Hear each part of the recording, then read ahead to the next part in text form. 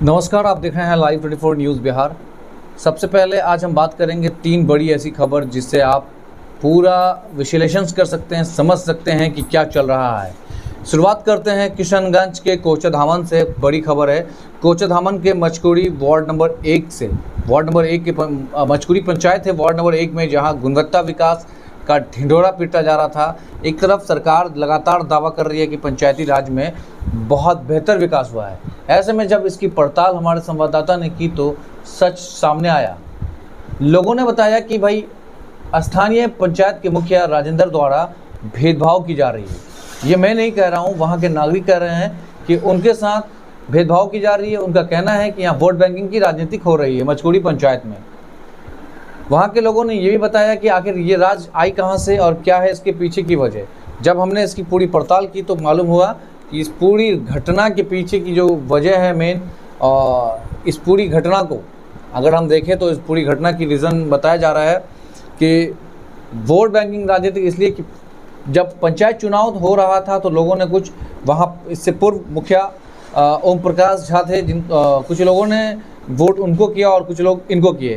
खैर चुनाव हुआ, चुनाव के बाद जीत का परिणाम आ गया और जीत गए राजेंद्र जी, वहाँ से पंचायत के मुखिया चुने गए। और अब यहाँ सवाल ये उठता है कि वार्ड नंबर 1 में सड़क पर जल जमाव से लोग परेशान हैं, बेहाल है। इसको लेकर के कई दफ़े लोगों ने कंप्लेन दर्ज कराई है।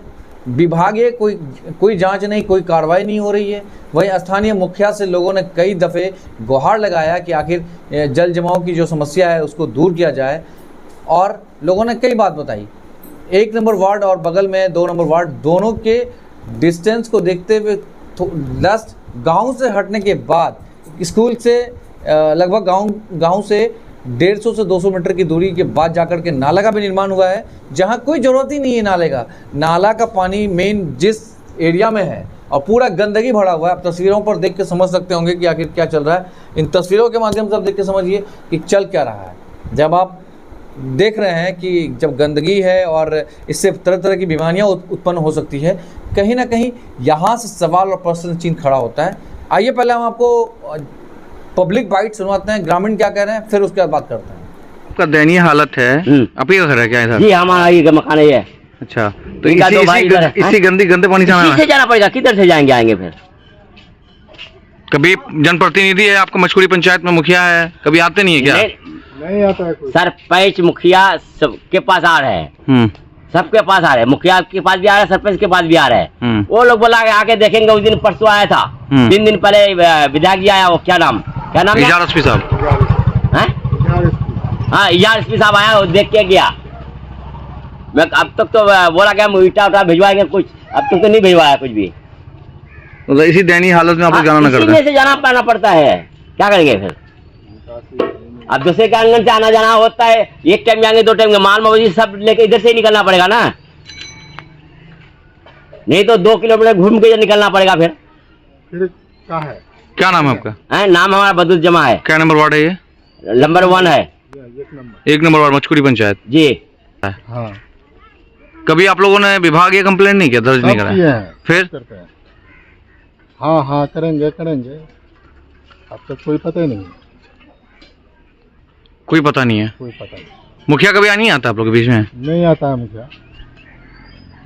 अभी है क्या? हाँ। हम लोग वोट नहीं दिए हैं इसलिए। अच्छा, वोट नहीं दिए तो इसलिए कर रहा है, वोट की राजनीति हो रहा है। हाँ, वोट का राजनीति कर रहा है। जहाँ वोट मिला है वहाँ काम कर रहा है, जहाँ नहीं मिला है नहीं। जीतने के बाद तो आप सबका है, चाहे आपको दे नहीं दे, इसमें मसला नहीं है। वोट का मसला कोई समझेगा तब ना। कैंडिडेट तो सोच रहा है कि वहाँ से हमको वोट नहीं मिला है तो हम वहाँ कहाँ काम करेंगे। मतलब वोट नहीं मिला है इसलिए काम नहीं कर रहा है, इसलिए है पड़ा हुआ ना, इसलिए कीचड़ में आना करना पड़ रहा है आप लोगों को। और नाला जो ये इतना गंदगी है, इसमें बीमारी नहीं फैल रहा है? बीमारी फैल रहा है ना। अभी सफाई नहीं हो रहा है इसका? नहीं हो रहा। कब से नहीं हुआ है सफाई है? बारिश पानी उधर है, 1 साल से सफाई नहीं हुआ है। 1 साल पहले किया। गंदे पानी से आना करते हैं। हाँ। कभी आप लोग का हालचाल जाने के लिए कोई नहीं आता है क्या? नहीं आता हो। स्थानीय मुखिया है आपका राजेंद्र जी, वो तो यही करके कहते हैं, हाँ करता है। इससे ज्यादा कब से ये हालत है आप लोगों का? ये तो 2 साल से है पानी। 2 साल से पानी है? 2 साल से लगा रहता है। पंचायत इलेक्शन 2.5 साल हो गया खत्म होने का। तीसरा चल रहा है ये। तीसरा चल ध्यान ही नहीं देता। कोई मौका नहीं, मतलब कोई ध्यान नहीं है। कोई ध्यान नहीं देता है, कहते हैं कोई ध्यान ही नहीं देता। नाला सफाई हो तब ना, नाला भी सफाई नहीं तब ना, नाला सफाई हो तब ना। हाँ, ये पानी से आना जाना करना पड़ता है। एक बार आया था, क्या करेंगे? वहाँ नदी के तरफ कितना खुद खाद करके बना दिया है, थोड़ा सा उधर मुख्य तरफ। जहाँ मतलब पानी का निकासी का व्यवस्था होना चाहिए वहाँ नहीं, और जहाँ नहीं है वहाँ कर दिया है। वहाँ कर दिया, वहाँ पे बस खाना पूर्ति हुआ है। क्या नाम है आपका? Abdul Hamid. Ward number? Public bite से आप समझ गए होंगे कि क्या कुछ कह रहे थे पब्लिक और किस तरह की भेदभाव हुई है उनके साथ, और वहाँ पे विकास के नाम पर काम नहीं करना चाह रहे हैं, जिसके कारण लोगों में आक्रोश है। और लोगों का कहना है कि मुखिया सिर्फ बनते हैं वो हमारे वोट से, और मुखिया ही कहने लगता है कि जो वोट नहीं दिया उनका क्षेत्र में काम नहीं होगा। अब बताइए, ऐसे में अगर पंचायत के मुखिया अगर इस तरह की भेदभाव करेंगे तो कैसे विकास और व्यवस्था बदलेगा। बिहार में नीतीश कुमार का जो दावा है कि व्यवस्था और विकास के नाम पर गुणवत्ता क्या हो रहा है प्रत्येक बिहार के प्रत्येक जिला और प्रखंड और पंचायती राज में, तो आप ऐसी व्यवस्था और विकास पर अगर देखेंगे तो कहाँ सवाल उठ रहा है और किस तरह की विधि व्यवस्थाओं पर काम हो रही है। ये सब बड़ी बात है कि आखिर सरकार के जो दावे हैं खोखले सिस्टम का, वो कहीं ना कहीं सवालों के घेरे में है। अब सवाल है कि मुखिया राजेंद्र को लेकर के हमने बाइट लेने की कोशिश की, उनको फ़ोन किया, उनका फ़ोन बिजी बताया जा रहा था, जिससे उनके कारण बात नहीं हुई। अब सोचिए कि ऐसे पंचायत के मुखिया जो विकास के नाम पर सिर्फ ढिंढोरा पीट रहा हो और वोट के नाम पर भेदभाव कर रहा हो, ये तो सवाल बनता ही है कि आखिर इस पंचायत में हो क्या रहा है। चलिए बढ़ते हैं अगली खबर।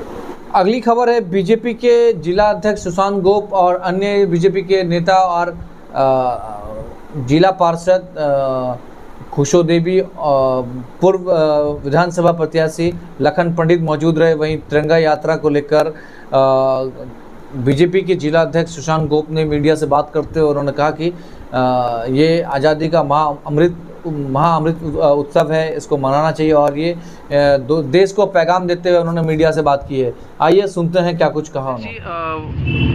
माननीय प्रधानमंत्री जी का तिरंगा यात्रा जो ये परंपरा लंबे समय से चला आ रहा है, आज आप लोगों ने बहादुरगंज में निकाला है, क्या उद्देश्य है इसे, क्या पूरा देश को मैसेज दे रहे हैं? ये राष्ट्र प्रेम और देश भावना से प्रेरित होकर हर घर तिरंगा यात्रा के निमित्त भारतीय जनता पार्टी के समस्त कार्यकर्ता जनमानस के बीच में ये संदेश पहुंचाने का काम कर रहा है कि बड़ी मुश्किल से, बड़ी जहदोजहद के बाद आज़ादी मिली है, और इस आज़ादी को जश्न के रूप में मनाइए।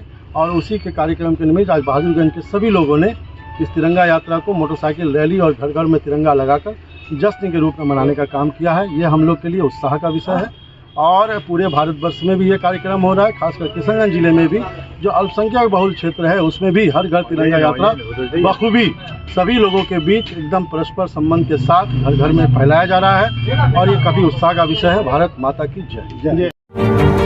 बढ़ते हैं अगली खबर की ओर।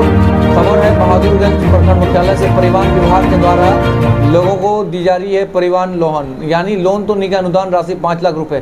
कोई भी व्यक्ति अगर अनुदान राशि लेना चाहते हैं तो आप ले सकते हैं। जनरल कैटेगरी के 1 सीट बताए गए, एसटी और एससी के 2 सीट हैं, बाकी अन्य सीट हैं, यानी पूरे जिला भर में 10 आदमी आवेदन कर सकता है, जिनको 5 लाख का अनुदान राशि मिलेगा, और उससे आप बस खरीद करके जो है वो अपनी सेवा दे सकते हैं, और जो भी उनकी ये व्यवस्था उस पर काम कर सकते हैं। क्या कुछ परिवहन विभाग की तरफ से कही गई है, आइए सुनवाते हैं।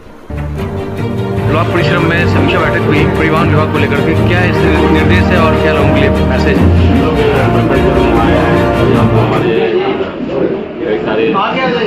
हमारे मुखिया और सभी के बीच आज बैठक हुआ। बिहार सरकार की परिवहन विभाग पिछले साल ही प्रारंभ हुआ था, उसका सेकंड फेज पुनः 1 महीने पहले शुरू हुआ है। मंत्री प्रखंड परिवहन योजना, इसमें है कि प्रति प्रखंड 7 सीट है, 2 एसटी का है, 2 अत्यंत पिछड़ा, 1 पिछड़ा वर्ग, 1 अल्पसंख्यक और 1 जनरल। और एसटी के भी लोग आवेदन दे सकते हैं, 1 सीट है उनके लिए भी, अगर उस प्रखंड की जनसंख्या एसटी की 1,000 से ऊपर। ये लाभुक आवेदन देंगे ऑनलाइन, जो 28 तारीख तक लास्ट डेट है। बस खरीदने का मिनिमम 22 सीटर का है, ऊपर वो उनकी इच्छा है कोई भी बस ले सकते हैं। सरकार की तरफ से 5 लाख का अनुदान उनको दिया जाएगा। इस कार्यक्रम का मुख्य उद्देश्य लोगों को एक नए क्षेत्र में प्रवेश करना और अपना रोजगार विकसित करना। रोजगार सीजन में सरकार की तरफ से यह एक अनुदान के रूप में राशि दी जाएगी बस खरीदने में, ताकि लोग अपने उस प्रखंड के किसी भी ग्राम पंचायत से या प्रखंड मुख्यालय से या उस प्रखंड के किसी शहर से जो जिला का मुख्यालय है वहां तक बस के परिचालन। अगर सर जनरल कोटा से अगर 4-5 आदमी अगर आवेदन कर देते हैं तो एक ही को होना है? आपको मैंने बताया कि जनरल में एक सीट है, अगर एक से अधिक आवेदन आता है जी तो हम लोग उसमें देखेंगे कि मार्क्स बेसिस के आधार पर मैट्रिक प्रमाण पत्र मिनिमम होना चाहिए और आधार कार्ड होना चाहिए, ड्राइविंग लाइसेंस, आवासीय, जातीय, यही प्रमाण पत्र है। अगर इतना सीट है उससे अधिक आवेदन आता है तो हम लोग प्रायोरिटी लिस्ट बनाएंगे और जो सबसे ऊपर होगा उनका चयन किया जाएगा। और उसके अलावा जो बचेंगे उनका वेटिंग लिस्ट होगा। अगर मान लीजिए ऊपर वाले नहीं लिए तो वेटिंग लिस्ट से भी कुछ नीचे वाले को दे सकते हैं। सर अनुदान राशि जो है 5 लाख रुपए दी जाएगी, क्या वो फिर रिफंड भी होगा या फिर वो बिल्कुल नहीं, एक बार वो अपना गाड़ी का पेपर सबमिट कर देंगे तो उनको जितना जल्दी होगा हम लोग उसके खाते में 5 लाख रुपये अनुदान राशि का ट्रांसफर करेंगे, वो रिफंड हो जाएंगे। आजादी के 77वां स्वतंत्रता दिवस की हार्दिक शुभकामनाएं आप सभी को। ये देश 77वां स्वतंत्रता दिवस मनाई जा रही है। आप सबको लाइव 24 पूरी टीम की ओर से समस्त देशवासियों को हार्दिक शुभकामनाएं एवं बधाई।